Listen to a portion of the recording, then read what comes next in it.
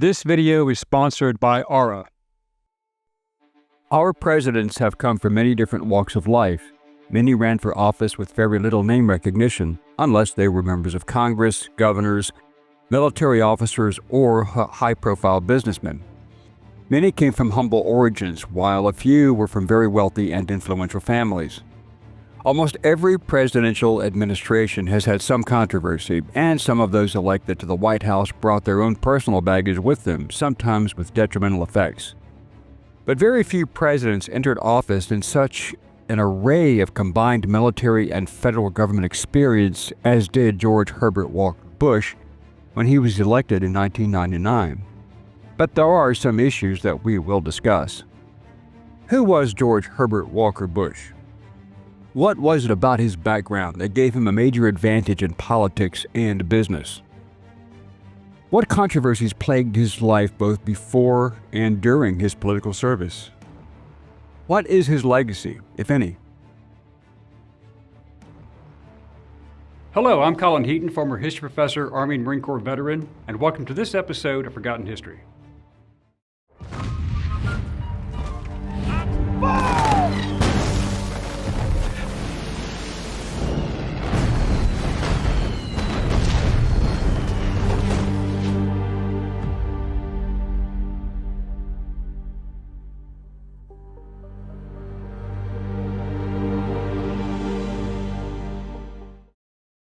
George H.W. Bush was born on June 12, 1924, in Milton, Massachusetts, to father Prescott Bush and mother Dorothy Walker Bush.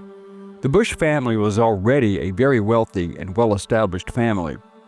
Prescott Bush had been a leading force, along with many other wealthy business owners and industrialists, in trying to overthrow the presidency of Franklin D. Roosevelt in a bloodless soft coup using a small army of disgruntled veterans from what would be called the Bonus Army as their primary force. They felt that FDR's socialist agenda targeted the free market capitalist unjustly, and they approached retired Marine Corps Lieutenant General Smedley Butler to lead this army, but he refused and turned against them. See our videos on the Bonus Army as well as Smedley Butler, which covers several aspects of this issue.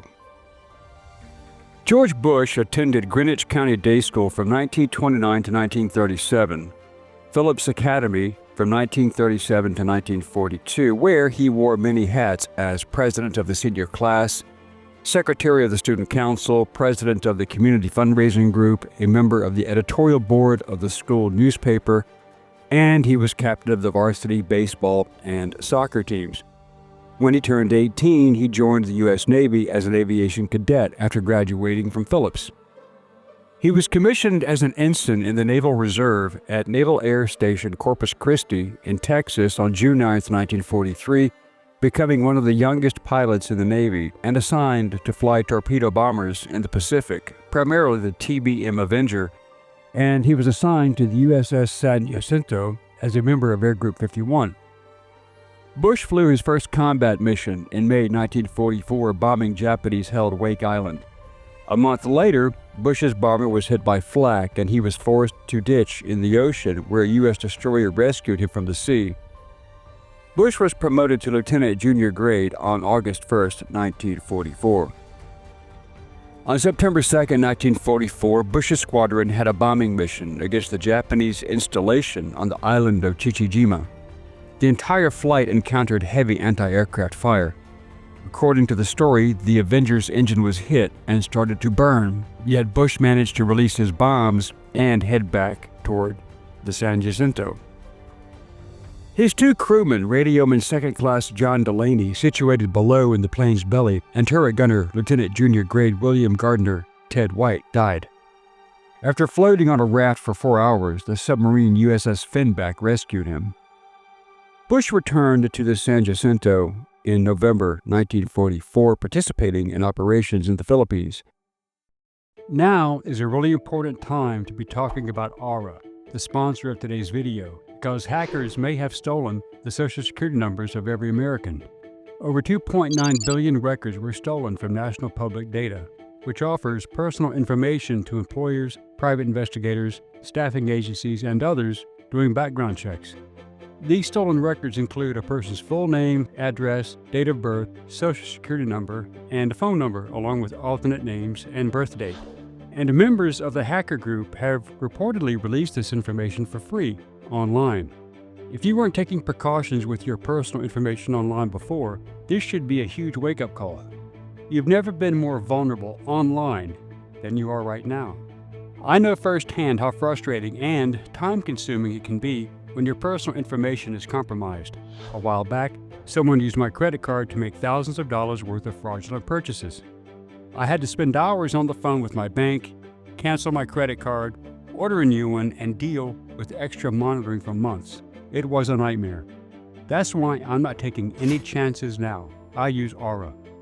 Aura alerts me if they find my phone number, email, or social security number on the dark web. They're going to let me know fast if anyone tries to use this information to access my credit or bank accounts. They also give me up to $5 million in identity theft insurance should the worst-case scenario happen. They also provide a bunch of other features to keep you safe online, all inside one app. So go to my link in the description at aura.com/forgottenhistory and try 14 days for free. That will be enough time for Aura to find out if any of your personal data is exposed. I highly recommend you do this right now, because not only is national public data not going to do anything to help you, they probably aren't even going to face any repercussions for this leak. After my experience with credit card fraud, I'm not leaving myself and my family vulnerable to data breaches. If you don't want to either, then go to aura.com/forgottenhistory and try Aura for free for 14 days. By the time he was transferred stateside, Bush had flown 58 missions, completed 128 carrier landings, and recorded 1,228 hours of flight time. In December 1944, Bush was reassigned to Norfolk Naval Base in Norfolk, Virginia, where he was tasked with training new pilots. After returning from the war, Bush married Barbara Pierce in Rye, New York on January 6, 1945. In March to May 1945, he was assigned to VT-153 in Auburn, Maine, preparing for the invasion of Japan, where he and his new wife, Barbara, had a small apartment. He was officially discharged from the reserves in October 1955 and had reached the rank of lieutenant. But there were some uncomfortable issues with Bush's two missions where he was shot down. There was the status of just how badly his bomber was damaged, and if he was aware of the status of both Delaney and White in the second crash. Bush stated in an early 1980s interview with author Doug Weed that he had seen at least one parachute leaving the plane before he himself bailed out over the water near Chichijima. But Bush had given many different versions of the story. For example, in a letter to his parents after his rescue, he wrote that after the plane was hit, he had ordered his crew members to parachute out. He was uncertain what happened next. He claimed, due to the smoke that filled the cockpit, they didn't answer at all, but I looked around and couldn't see Ted in the turret, so I assumed he had gone below to get his chute fastened on. In another version, he told author Doug Weed, who wrote George Bush, Man of Integrity, quote, I looked back and saw that my rear gunner, White, was out. He had been machine gunned to death right where he was. Bush also said that he saw that White was very much in the plane before bailing out. According to Bush, one of them jumped out and his parachute streamed. They had fighter planes over us and they could see the chute open. And the other one, he was killed in the plane. You can see in a torpedo bomber the pilot is separate from the crew, but you can look over and see the turret, and he was just slumped over. But then there would be a problem with his changing story in the 1988 campaign book, Looking Forward with Victor Gold, when Bush stated that his Avenger was crippled, as stated by Bush. The flak was the heaviest I'd ever flown into. Suddenly there was a jolt, as if a massive fist had crunched into the belly of the plane. Smoke poured into the cockpit, and I could see flames rippling across the crease of the wing, edging toward the fuel tanks. It should be noted that over the course of 1944, Bush's squadron suffered a 300% casualty rate among its pilots and crews, and Bush was awarded 3 air medals, and the unit received a Presidential Unit Citation. In 2002, Bush told author James Bradley for his book, Flyboys, A True Story of Courage, that he was unaware of the condition of Delaney and White when he bailed out. After Bradley had finished the interview with Bush, Bush asked if he had any information on the fate of his two crewmen.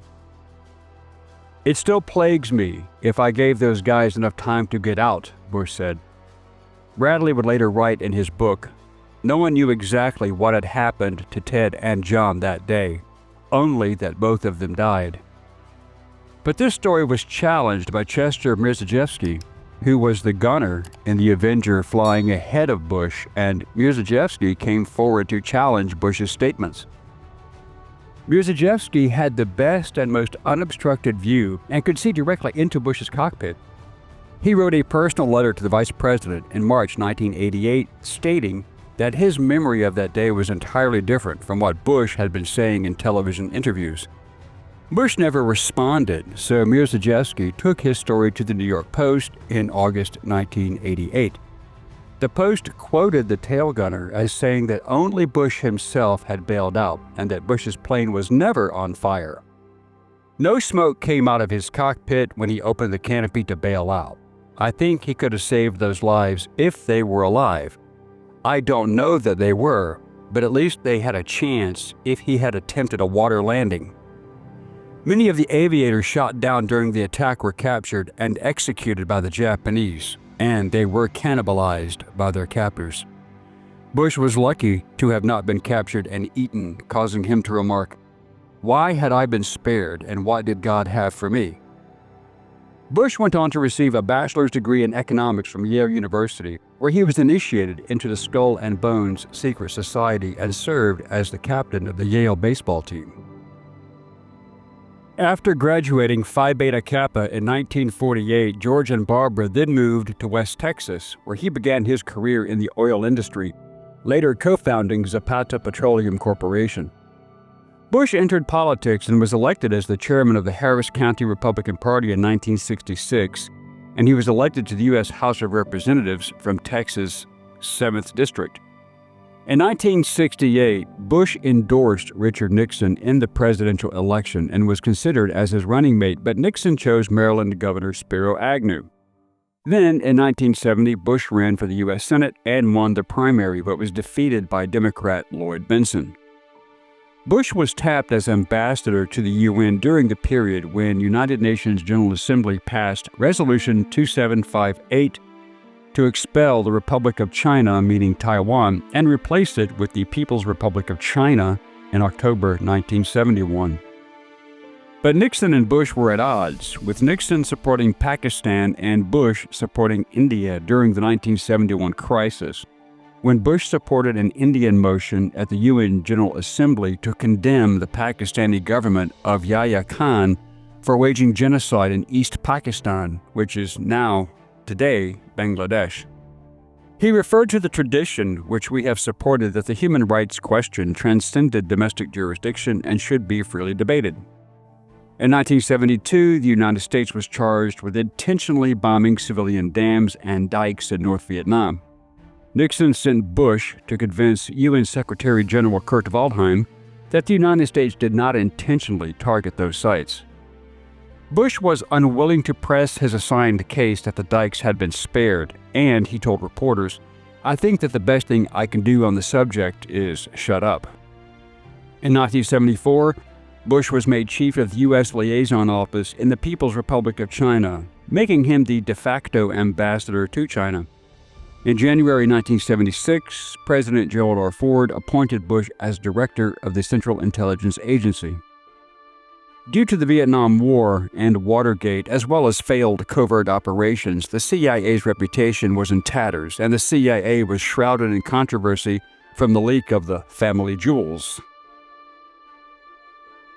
The Family Jewels was an internal report detailing controversial activities undertaken by the agency dating back to President Dwight Eisenhower's administration. Representatives Otis Pike and Senator Frank Church started hearings and in 1975 created the Church Committee to determine the extent, if any, to which illegal, improper, or unethical activities were engaged in by any agency of the federal government. These were indeed dark days for the agency. Bush was given the task of rehabilitating the image and raising morale in the CIA, as well as performing damage control with regard to public relations, but there was still a job to do. The CIA and NSA actively supported Operation Condor, supporting right-wing anti-communist military dictatorships in Latin America. Bush balanced his position quickly, connecting with CIA's workforce where he was friendly and outgoing. As the new director was enthusiastic about meeting CIA officers and was always interested in hearing their ideas and opinions. Bush also welcomed the Senate Select Committee on Intelligence, where he gave many closed-door briefings of CIA covert action operations and programs, appearing before Congress 51 times during his year in office, setting a record that no other DCI matched. In 1976, when Jimmy Carter was elected president, Bush called and offered his resignation, which Carter accepted on January 10, 1977. Bush then became vice president under Ronald Reagan, and he was mired in the Iraq-Iran war scandal when it was revealed in 1986 that administration officials had secretly arranged weapons sales to Iran during the Iran-Iraq war. The money from Iran was used to fund the Contra rebels in their fight against the leftist Sandinista government in Nicaragua. Since congressional Democrats had passed a law that prohibited appropriated funds for that program, the administration then used non-appropriated funds from the weapons sales. When the scandal became public, Bush stated that he had been out of the loop and unaware of the diversion of funds. Biographer John Meacham writes that no evidence was ever produced proving Bush was aware of the diversion to the Contras, but he criticizes Bush's out-of-the-loop characterization, writing that the record is clear that Bush was aware that the United States, in contravention of its own stated policy, was trading arms for hostages. The Iran-Contra scandal did serious damage to the Reagan presidency, and Congress established the Tower Commission to investigate, and, at Reagan's request, a panel of federal judges appointed Lawrence Walsh as a special prosecutor charged with investigating the Iran-Contra scandal. The investigations continued after Reagan left office, and though Bush was never charged with a crime, the Iran-Contra scandal would remain a political liability for him. So what did he really know? After all, he was in the intelligence loop. However, Bush's knowledge of Iran-Contra came to the forefront during his live interview with CBS Evening News anchorman Dan Rather in January 1988. Bush stated, "I went along with it because you know why, Dan? Because I worried when I saw, meaning captured Beirut CIA station chief Mr. Buckley, heard about Mr. Buckley being tortured to death," Bush told Rather. "So if I erred on the side of trying to get those hostages out of there. May I explain out of the loop? No operational role." On July 3, 1988, the guided missile cruiser USS Vincennes accidentally shot down Iran Air Flight 655, killing 290 passengers. Bush defended the action at the UN that the U.S. ships had previously been attacked and the crew of the Vincennes had acted correctly. On December 20, 1989, Bush ordered the invasion of Panama, Operation Just Cause, in order to remove General Manuel Noriega, who, though at one time of service to the U.S. government, had become notorious for his brutality and his involvement in the drug trade, as well as his attacks against Americans, which pushed his hand. The four-day invasion resulted in hundreds of deaths, mostly of Panamanians, and the operation was denounced by both the Organization of American States and the UN General Assembly. Bush pushed for the Americans with Disabilities Act, and after the bill passed both houses of Congress, Bush signed it into law in July 1990. Then followed the Immigration Act of 1990, which led to a 40% increase in legal immigration to the United States and doubled the number of visas given to immigrants on the basis of job skills. Following the savings and loan crisis, Bush proposed a $50 billion package to rescue the savings and loans industry, and also proposed the creation of the Office of Thrift Supervision to regulate the industry. Congress passed the Financial Institutions Reform, Recovery, and Enforcement Act of 1989, which incorporated most of Bush's proposals. In August 1990, Bush signed the Ryan White Care Act to assist people living with HIV/AIDS. As the AIDS epidemic exploded in the U.S. and around the world, AIDS activist groups criticized him for not placing a high priority on HIV/AIDS research and funding. In August 1990, Iraq invaded and occupied Kuwait, and Bush led a worldwide UN-approved embargo against Iraq to force its withdrawal and send a U.S. military contingent to Saudi Arabia to counteract Iraqi pressure and intimidation. As many as 350,000 Kuwaiti refugees also fled south into Saudi Arabia. Perhaps his most significant diplomatic achievement was the skillful construction of a coalition of Western European and Arab states against Iraq. Over the objections of those who favored restraint, Bush increased the U.S. military presence in the Persian Gulf during Operation Desert Shield to about 500,000 troops within just a few months. Despite the opposition of a majority of Democrats in both the House and the Senate, Congress approved the authorization for use of military force against Iraq resolution of 1991 should force be required. When Saddam Hussein refused to withdraw from Kuwait, Bush authorized a U.S.-led air offensive that began on January 16-17, 1991. Operation Desert Storm had begun. The ensuing Persian Gulf War culminated in an Allied ground offensive in late February that restored Kuwait's independence. Saddam Hussein lost 30 infantry, 4 mechanized and 7 armored divisions, as well as 3,008 tanks, 1,856 armored vehicles, and 2,140 artillery pieces, totaling upward of 30,000 to 50,000 military deaths. The numbers, as of today, are still in dispute. Approximately 1,000 coalition troops were wounded. The United States had 96 soldiers killed in action, 2 died of wounds, and 105 non-hostile deaths. Air asset losses were 46 aircrew pilots killed or missing, 8 captured, with 52 fixed-wing aircraft and 23 helicopters lost. 407 Iraqi aircraft were either destroyed or flown to Iran and permanently impounded there, out of a total of 750 fixed-wing aircraft in their inventory. Following the ceasefire of March 3rd and the United Nations passing a resolution establishing a peacekeeping force and a demilitarized zone between Kuwait and Iraq, Bush had an approval rating of 89%, the highest presidential approval rating in the history of Gallup polling. After 1991, Bush pushed the United Nations to maintain economic sanctions against Iraq, and the United Nations Special Commission was assigned to ensure that Iraq did not revive its weapons of mass destruction program. There were rumors that Bush and his oil company interest had supported Kuwait side drilling into Iraqi oil fields and then using the opportunity to invade Iraq to take the oil reserves as war reparations. Bush oversaw the collapse of communism in Eastern Europe and the Soviet Union and the reunification of Germany, and he met with Soviet leader Mikhail Gorbachev in Paris and signed a mutual non-aggression pact in November 1990, effectively ending the Cold War. They also signed treaties sharply reducing the number of weapons that the two superpowers had stockpiled over the decades of Cold War hostility. Just before he left office, Bush ordered a U.S. military-led mission to feed the starving citizens of war-torn Somalia, thereby placing U.S. Marines in the middle of warring factions. Bill Clinton would inherit that problem. See our video on Clinton. Equally as controversial was his pardoning of 6 Reagan administration officials charged with illegal actions associated with the Iran-Contra affair.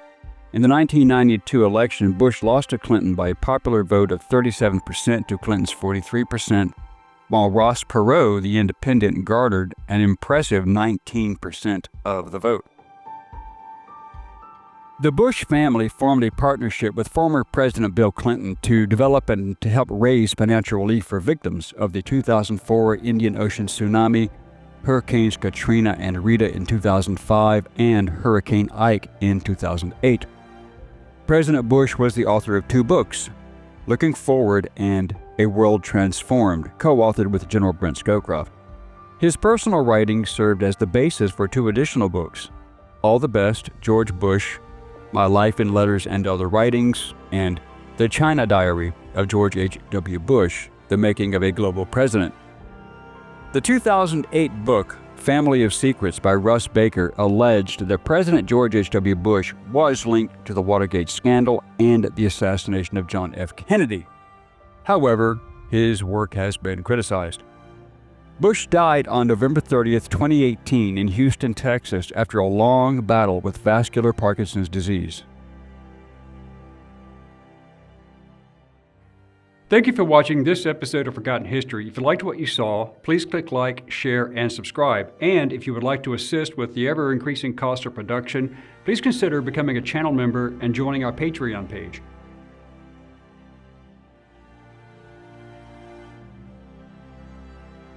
Please check out our merchandise store. And thanks for watching.